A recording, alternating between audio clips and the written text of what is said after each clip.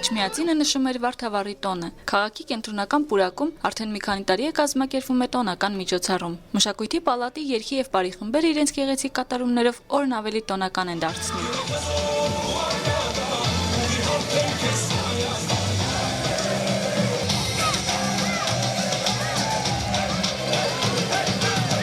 Վարդավառը տոնել են նաև հեթանոս հայերը, եւ հենց այդ ժամանակներից է գալիս միմյանց վրա ջուր ցողելն ու աղավնի թռցնելը։ Միմյանց վրա ջուր ցողելու ավանդույթն ի դեպ մոտ 5000 տարվա պատմություն ունի։ Վարդավառը այսօր արդեն հայ առաքելական եկեղեցու 5 տաղավար տոներից մեկն է եւ նշվում է Սուրբ Զատիկից 98 օր հետո։ Ցանկությունն է, որպեսզի մենք հայերս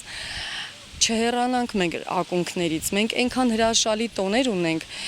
որ կարելի է դրանք նորից կյանքի կոչել։ Առավոտյան 11-ին սկսեցինք Վարդավառի տոնական արարողակարգը, օժնում է ջուրը եւ վարդերի թերթեր ենք լցնում ջրի մեջ, այսինքն վարդաջուր։ Վարդաջուրը ինքը օժնում է եւ այդ վարդաջրով իրար են ցողում, որպեսզի օժնած ջրով իրար ցողեն եւ հաջողություն բերի։ Էջմիածնի քաղաքապետարանը ջանք ու եռանդ չի խնայում Էջմիածնեցու առօրյան ավելի հետաքրքիր դարձնելու համար։ Քաղաքապետի նախաձեռնությամբ ամռան ամիսներին կազմակերպվում են նաեւ ժամանցային միջոցառումներ։